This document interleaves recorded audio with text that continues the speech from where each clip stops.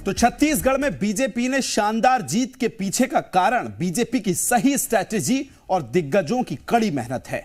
और अब सभी को इंतजार है नए मंत्रिमंडल के विस्तार का, यानी कि कौन कौन से चेहरे मंत्रिमंडल में शामिल हो सकते हैं। छत्तीसगढ़ में नई सरकार 13 दिसंबर को उसका शपथ ग्रहण समारोह होने जा रहा है। ऐसे में मंत्रिमंडल में कौन कौन से चेहरे शामिल होंगे, ये सवाल फिलहाल सवाल ही बना हुआ है। अग्नि परीक्षा में आज आपको बताएंगे कि कौन कौन से प्रमुख चेहरे हैं जिन पर मुहर लग सकती है। विस्तार से करेंगे चर्चा, उससे पहले एक छोटी सी रिपोर्ट दिखा देते हैं।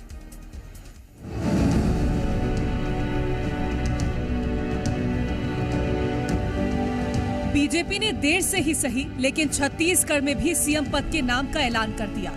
कुनकुरी सीट से विधायक विष्णुदेव साय छत्तीसगढ़ के नए मुख्यमंत्री होंगे। राज्य के नए सीएम विष्णुदेव साय 13 दिसंबर को शपथ लेंगे, जो रायपुर के साइंस कॉलेज मैदान में होगा। इस शपथ ग्रहण समारोह में प्रधानमंत्री नरेंद्र मोदी शामिल हो सकते हैं। एक तरफ प्रदेश में सीएम के नाम का ऐलान कर दिया गया, तो वहीं दूसरी ओर अब सभी को इंतजार है कैबिनेट में शामिल होने वाले मंत्रियों के नाम का, यानी कि किसे छत्तीसगढ़ के नए कैबिनेट में जगह मिलेगी। ये सवाल इन दिनों सूबे की सियासत में खूब गूंज रहा है। इस सवाल के साथ ही कई ऐसे नाम हैं जो संभावित बताए जा रहे हैं। सीनियर भाजपा नेता विष्णुदेव साय के मुख्यमंत्री बनने के बाद अब सबकी निगाहें इस बात पे है कि आखिर मंत्री कौन बनेंगे।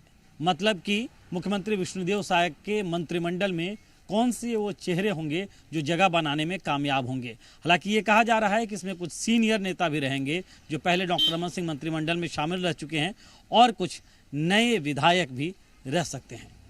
हालांकि चर्चा इस बात की है कि जातीय और क्षेत्रीय संतुलन बैठाने की कोशिश मंत्रिमंडल में भी दिखाई देगी। तो चलिए अब आपको कुछ नाम बता देते हैं जिनको लेकर सुगबुगाहट तेज है कि ये चेहरे कैबिनेट में शामिल हो सकते हैं।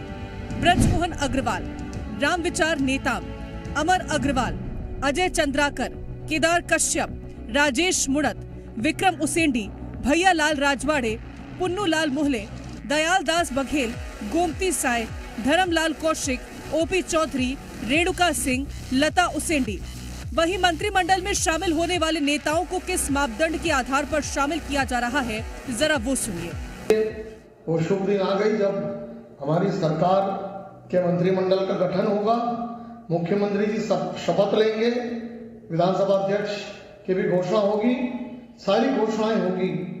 मंत्रिमंडल में कौन शामिल हो सकता है, जो क्षेत्र के हिसाब से और जो जन भावनाएं हैं उसके हिसाब से वो शीघ्र ही आप सबके सामने होगा। मंत्रिमंडल में शामिल होने वाले नामों की लिस्ट काफी लंबी है, लेकिन आला कमान किस किस पर भरोसा जताता है, ये एक बड़ा सवाल है। ब्यूरो रिपोर्ट, जी मीडिया।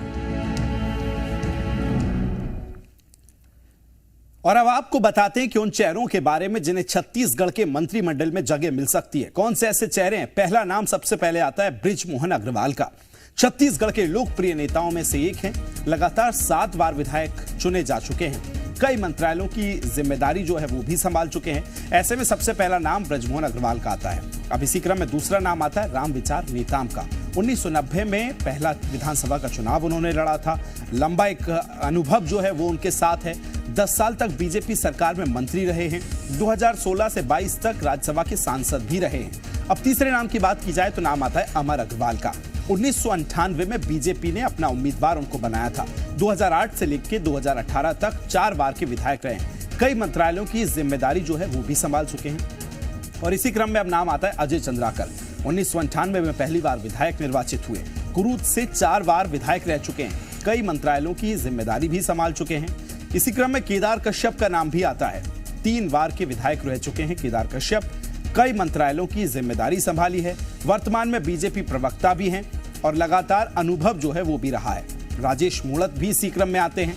रायपुर पश्चिम से 3 बार के विधायक रहे हैं। 2001 में बीजेपी में युवा मोर्चा के प्रदेश अध्यक्ष बनाए गए थे। कई मंत्रालयों की जिम्मेदारी जो है वो भी उन्होंने संभाली थी।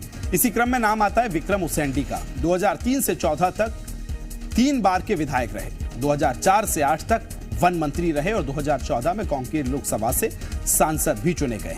भैयालाल राजवाड़े का नाम भी इसी क्रम में आता है। 2003 से विधानसभा चुनाव में पहली बार वो चुनाव लड़े थे। लगातार 3 बार के विधायक रहे। भैयालाल राजवाड़े जो है बीजेपी सरकार में कैबिनेट मंत्री का दर्जा प्राप्त भी उन्होंने किया है।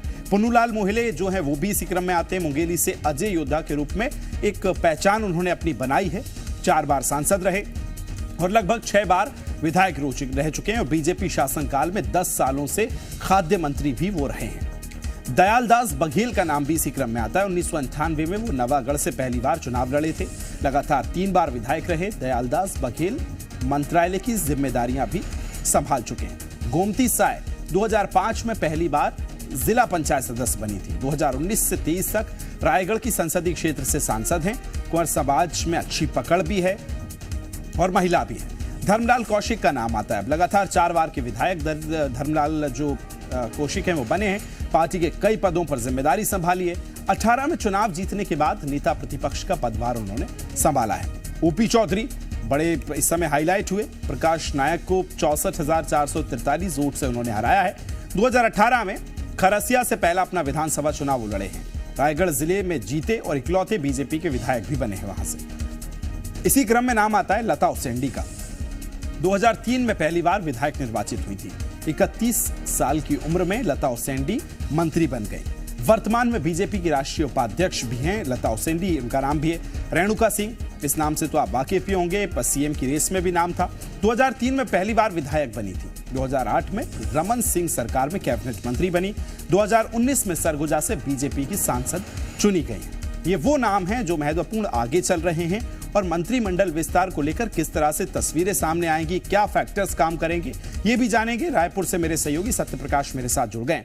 सत्यप्रकाश, सबसे पहले तो यही, बहुत कम समय अब मंत्रिमंडल विस्तार में बचा है, शपथ ग्रहण समारोह नई सरकार का होना है, क्या प्राथमिकताएं लगती हैं कैबिनेट में? अगर हम सबसे ऊपर के क्रम से शुरू करें, कहां से नाम आपको याद आते हैं, बताइए। देखिए, नाम बृजमोहन अग्रवाल से शुरू होता है। चूंकि 8 बार के विधायक हैं, लगातार 8वीं बार जो है उन्होंने जीत दर्ज की है रायपुर दक्षिण विधानसभा सीट से। और एक वक्त में उनका नाम डिप्टी सीएम के लिए भी चल रहा था। कई सारे उनके समर्थक थे, वो चाह रहे थे कि मुख्यमंत्री भी बने हों, लेकिन पार्टी हाईकमान का जो फैसला है वो फैसला है। और उस फैसले में सबसे बड़ी बात यह है कि डॉक्टर रमन सिंह ने प्रस्ताव रखा और अरुण साव जो भाजपा के प्रदेश अध्यक्ष और बृजमोहन अग्रवाल, उन्होंने ही मुख्यमंत्री के तौर पे विष्णुदेव साय के प्रस्ताव का अनुमोदन किया। तो एक तो ये नाम हो गया बृजमोहन अग्रवाल का। इसके अलावा राजेश मुनत का नाम जो है वो दिखाई दे रहा है, क्योंकि वो भी पहले मंत्री रहे हैं डॉक्टर रमन सिंह की कैबिनेट में और कद्दावर नेता हैं। इसके साथ साथ लता उसेंडी, केदार कश्यप चूंकि पहले भी शिक्षा मंत्री और दूसरे महकमे संभाल चुके हैं डॉक्टर रमन सिंह के कार्यकाल के दौरान। और बस्तर से अगर हम कहें तो बस्तर से सबसे बड़ा भाजपा में अगर कोई नाम अभी फिलहाल दिखाई दे रहा है लता उसेंडी, और के बाद तो केदार कश्यप ही हैं। और केदार कश्यप इसलिए भी बड़ा नाम है क्योंकि उनका पारिवारिक बैकग्राउंड भी उस तरह से है और उनके जो पिताजी थे उन्होंने एक तरह से भाजपा को बस्तर में स्थापित करने का काम किया। तो उनका मंत्री बनना तो लगभग तय ही है, मानकर चलिए। महामंत्री भी हैं प्रदेश में। इसके साथ साथ लता उसेंडी का मैंने जिक्र किया ही। इसके अलावा रेणुका सिंह का मंत्री बनना लगभग तय मानकर चलिए, क्योंकि रेणुका सिंह का नाम सीएम रेस में भी चल रहा था। और ये मानकर चलिए कि केंद्रीय मंत्री रही हैं वो, अभी जो लोकसभा की सदस्य रही हैं, तो अब विधायक चुनकर आई हैं और राज्य में अब राजनीति करनी है, तो फिर मंत्री उनका तय मानकर चलिए कि पार्टी हाईकमान बनाएगा। दूसरा नाम है ओपी चौधरी। ओपी चौधरी का मंत्री बनना लगभग तय ही है मानकर चलिए, क्योंकि ओपी चौधरी का भी नाम डिप्टी सीएम या सीएम में चल रहा था। मंत्री बनना तो तय ही मानिए। डिप्टी सीएम का जो नाम है उसमें अरुण साव और विजय शर्मा, इनके नाम फिलहाल जो है वो सामने निकल के आ रहे हैं। हालांकि आधिकारिक तौर पे अभी भाजपा ने इसको लेकर कोई बयान नहीं जारी किया है, लेकिन यही नाम सामने अभी तक निकल के आ रहे हैं। अब इसमें कोई बहुत ज्यादा फेरबदल नहीं हुआ, तो जब शपथ ग्रहण समारोह परसों होगा तो ये दोनों डिप्टी सीएम के तौर पे शपथ ले सकते हैं। तो इसके अलावा अगर हम देखें तो फिर नाम आता है धर्मलाल कौशिक का। धर्मलाल कौशिक नेता प्रतिपक्ष रहे हैं, विधानसभा के अध्यक्ष रहे हैं, भाजपा के 2 बार प्रदेश अध्यक्ष रहे हैं और ओबीसी वर्ग में अच्छा खासा दखल रखते हैं। और धर्मलाल कौशिक का भी इस बार माना जा रहा है कि मंत्री बनना तय है। वहीं अगर बात करें अजय चंद्राकर की, अजय चंद्राकर भी पहले मंत्री रह चुके हैं और संसदीय मामलों के अच्छे जानकार हैं, उनका भी मंत्री बनना तय माना जा रहा है। विक्रम उसेंडी बस्तर से ही आते हैं, उनका भी नाम है इसमें। और इसके अलावा भी कुछ चौंकाने वाले नाम हो सकते हैं। बिल्कुल चौंकाने वाले नाम, ये जो शब्द है ये कल से लेकर आज तक कई बार सुना, चौंकाने वाला। और वाकई बीजेपी ने जहां छत्तीसगढ़ से चौंकाने की शुरुआत की और मध्य प्रदेश तक यही देखने को मिला। सत्यप्रकाश, सबसे पहले शपथ ग्रहण समारोह पे मैं आपसे बात करूंगा। 13 तारीख यानी परसों फिक्स किया गया है। खबर यह भी है कि प्रधानमंत्री भी पहुंच सकते हैं। किस लिहाज से तैयारियां हो रही हैं, क्या कुछ खास तैयारियां हैं सत्यप्रकाश? देखिए, प्रधानमंत्री नरेंद्र मोदी पहुंचेंगे। शपथ ग्रहण समारोह में प्रधानमंत्री नरेंद्र मोदी आएंगे और 13 दिसंबर को दोपहर 2 बजे का समय तय किया गया है। साइंस कॉलेज ग्राउंड में इसकी तैयारियां भी बहुत तेजी से चल रही है। लगातार वहां पे अधिकारी और नेता कैंप कर रहे हैं।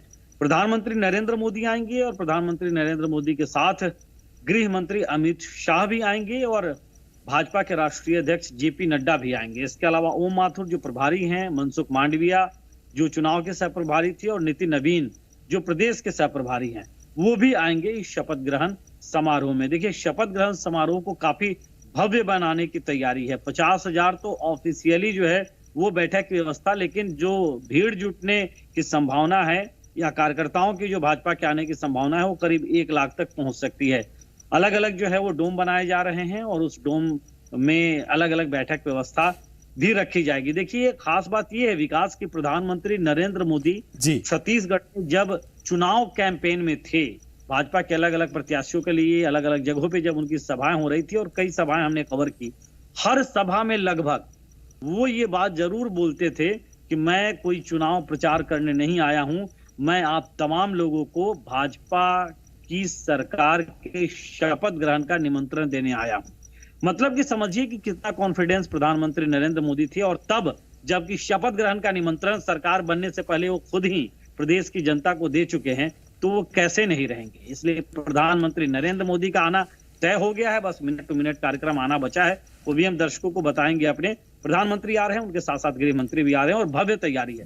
बिल्कुल, और तैयारी हम भी लगातार कर रहे हैं क्योंकि उस दिन जिस तरह से परिणामों से लेकर मतदान से लेकर और जब घोषणा हुई वहां तक हर एक खबर पहुंचाई और अब शपथ ग्रहण की भी हर एक तस्वीर पहुंचाएंगे। सत्यप्रकाश, बहुत शुक्रिया तमाम जानकारी साझा करने के लिए। तो छत्तीसगढ़ मंत्रिमंडल विस्तार पर आज अग्नि परीक्षा बताई। कौन से ऐसे नाम है जो आगे चल रहे हैं और क्या महत्वपूर्ण जिम्मेदारी है वो भी बताई। अब देखना होगा कि किसको बड़ी जिम्मेदारी मिलती है। अग्नि परीक्षा में फिलहाल इतना ही।